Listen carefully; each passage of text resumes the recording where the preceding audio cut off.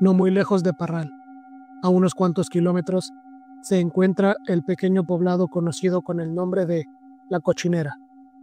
En una de las casas del lugar vive Melitón Lozoya, agricultor y ganadero del lugar, alto, delgado, sin ser precisamente flaco, musculoso, fuerte, de nariz aguileña, moreno y de ojos cafés, gran jinete y buen tirador. Tiene en la actualidad poco más o menos unos 50 años.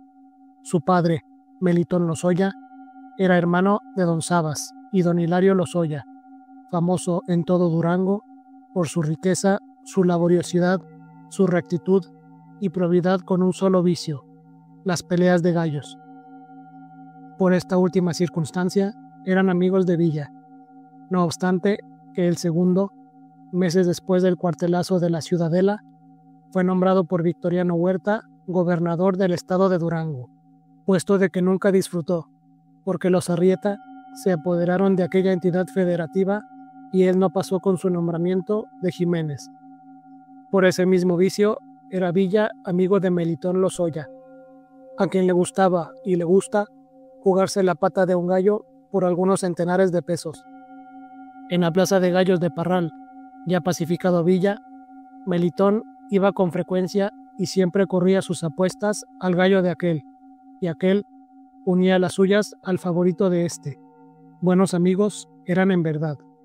Pero surgió un distanciamiento terrible. He aquí el motivo.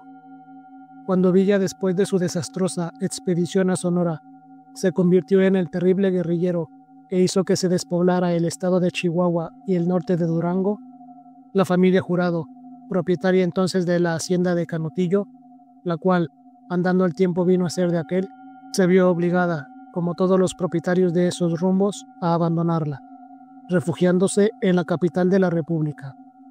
Pero como tenían ganado y existencias de cosechas anteriores, pensaron encomendarle a persona de confianza su rápida realización. Y ninguno más atinado que Melitón Lozoya, quien además de ser probo en el manejo de intereses, tenía la ventaja de ser amigo de Villa, y por lo tanto podía permanecer en aquellos rumbos sin peligro alguno de parte de éste. De manera que la familia Jurado le encomendó la realización completa de cuanto hubiera vendible en la hacienda, cediéndole por sus gestiones el 50% de lo que realizara. Ya he dicho que entonces ni remotamente pensaban ni Villa ni Lozoya que esa propiedad llegara a ser de la pertenencia del primero.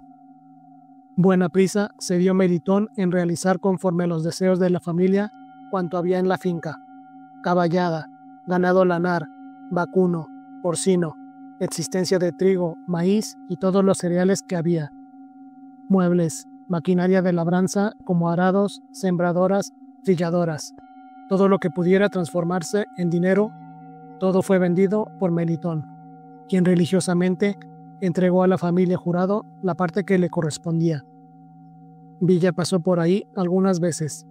En una de ellas sostuvo un combate terrible con las tropas de Murguía, derrotándolo, en cuya ocasión la casa de la hacienda y la iglesia le sirvieron admirablemente de defensa.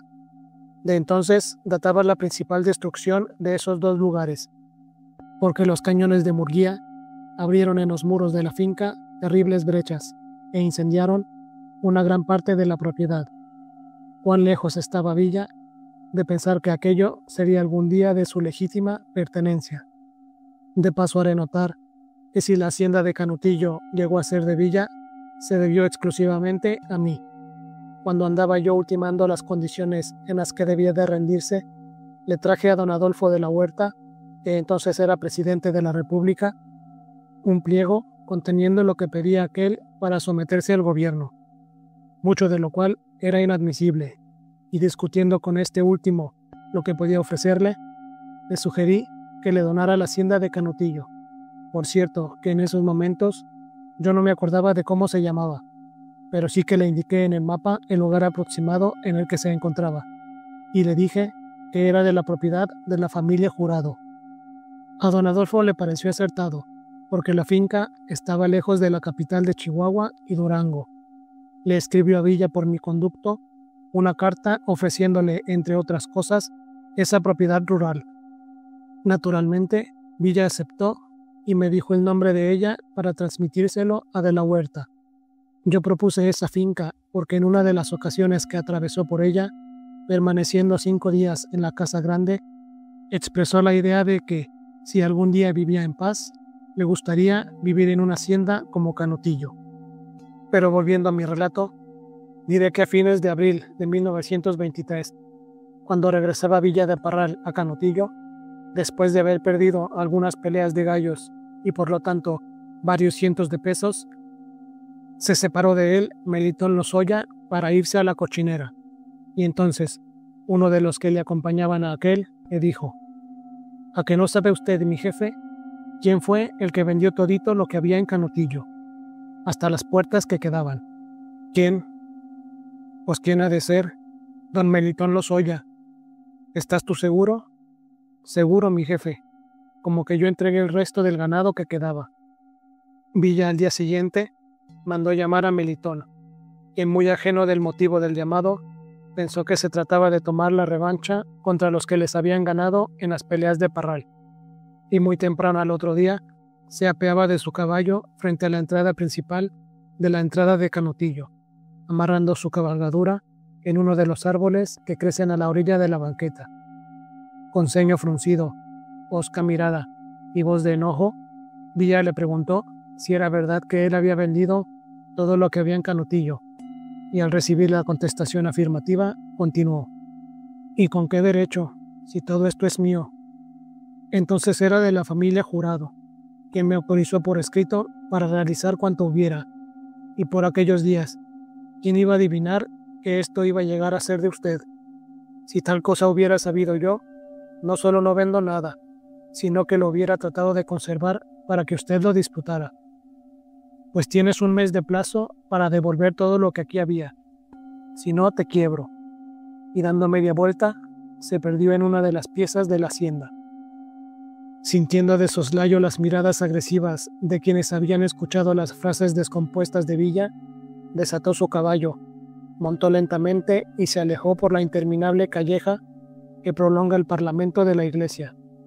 Torció a la derecha, cogiendo el camino que va a las Nieves, y cuando estuvo ya a 1 kilómetro, hirió los ijares de su soberbia bestia y a todo galope entre nubes de polvo se dirigió a la cochinera. Pocos días después, el 5 de mayo, empezaron a llegar desde temprano a la casa de Melitón en la cochinera varios de sus amigos a los cuales había invitado a comer, pero en realidad para comunicarles un proyecto demasiado serio. Los primeros en trasponer los umbrales de su casa fueron Crisóstomo, Juan y José Barraza. A poco llegaron sus primos Juan López Sáenz Pardo y José Sáenz Pardo. Más tarde, Librado Martínez. Luego, los hermanos Román y José Guerra. Y por último, Juventino Ruiz y Ruperto Vara. Melitón los recibió sonriente, abrazando a unos y estrechándole las manos con fuerza a los demás.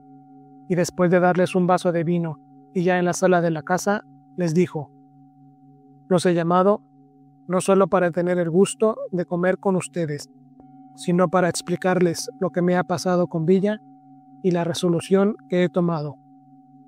Y fueron escuchando los detalles de lo sucedido en Canutillo, de la seguridad que tenía Melitón de que Villa cumpliría su palabra de asesinarlo, porque era imposible restituirle todo lo que había vendido en la hacienda, y por último, acabó por decirles que se había hecho el firme propósito de acabar con Villa, ya que no quedaba más disyuntiva que matar o morir. Hecha la exposición, los invitó a colaborar con el finiquitar al amo de Canutillo, no sin exhortarlos a que valorizaran bien el peligro que se corría en una empresa de ese género, y que los que no quisieran tomar parte en él lo dijeran. Los hermanos Crisóstomo y Juan Barraza y Juventino Ruiz no aceptaron formar parte en el asunto, de manera que el grupo de complotistas quedó reducido a 8. Desde luego procedieron a formar un plan, coincidiendo todos en que el lugar más a propósito para matar a Villa era Parral, a donde Villa iba con frecuencia. Como Melitón había sido tan amigo de aquel, sabía perfectamente que por el barrio de Guanajuato tenía una mujer que visitaba con frecuencia, y como eran de poco tránsito las calles de ese lugar, se prestaba para un asalto. Para estudiar bien el lugar, se trasladaron los 8 a Parral, alojándose en el barrio del Rayo, en un mesón que se llama de Jesús. El día 11 del mismo mayo, se cambiaron al mesón de San Nicolás, en donde permanecieron hasta finales de junio. Poco antes, José Barraza, uno de los complotistas, le platicó con toda reserva a Jesús Salas Barraza, que era diputado de la legislatura local de Durango y que accidentalmente se encontraba en Parral, lo que andaban haciendo, y este encontró interesante la aventura e hizo que fuera presentado a Melitón Lozoya, quien al principio le tuvo desconfianza, pero después le encontró utilidad por las conexiones oficiales que tenía y las relaciones que cultivaba con ricos comerciantes de Parral, como Gabriel Chávez, Jesús Herrera y otros. Entonces se pensó en tomar casa en arrendamiento, cosa que se hizo en el número 10 de la calle Gabino Barreda, cuyo frente da a la de Juárez, paso obligado del general Villa cuando iba y venía a la casa de sus amores en el barrio de Guanajuato. En la actualidad, esa casa tiene una puerta al centro y 2 ventanas, una a cada lado, pero en la época del crimen no existía la puerta y las 2 ventanas eran puertas, pues los cuartos estaban aislados, con 2 accesos independientes, por lo que cuando tomaron posesión del lugar, se practicó una horadación en el muro medianero para comunicar los 2 cuartos. Con la cooperación de Salas Barraza, la situación financiera de los complotistas se mejoró grandemente. Tuvieron armas nuevas, cada uno de ellos un rifle y una pistola flamantes, parque en abundancia, y la seguridad que les daba él, sin explicarles de dónde provenía, que el crimen quedaría impune. El cuarto del lado izquierdo, que era el que más dominaba la calle de Juárez, se destinó para Melitón Lozoya, José Sáenz Pardo, Librado Martínez y Román Guerra, y en el otro el resto, es decir, Jesús Salas Barraza, Juan López Sáenz Pardo, José Barraza y Ruperto Vara. Se dijo entonces, y no ha dejado de sospecharse y aún afirmarse, que los componentes de los complotistas eran miembros de las fuerzas federales que guarnecían a Parral, y que en aquellos días estaban a las órdenes del general Félix Lara, actual jefe del Departamento de Infantería de la Secretaría de Guerra. Pero esto, a mi sentir, es enteramente inexacto, puesto que ninguno de los 8 que he mencionado pertenecen al ejército y son perfectamente conocidos en la región como agricultores desde hace mucho tiempo. Además, el día de los acontecimientos, las fuerzas federales se encontraban haciendo ejercicios en un lugar cercano a Parral, que se llama Maturana, de manera que el ejército no tuvo nada que ver con este asesinato. El 10 de julio, cerca de la 1 de la tarde, estando todos los complotistas en los cuartos mencionados, pasó por la calle Juárez, Villa, acompañado de solo 3 personas, pero en los momentos en que se iba a hacer fuego, pasó un grupo de niños de la escuela Progreso, que está junto a los cuartos, y entre los que iban un ahijado de Melitón Lozoya, quien impidió que dispararan porque podrían matarlo, y con él a otros varios chiquilines. Salas Barraza se disgustó por eso y se salió de los cuartos.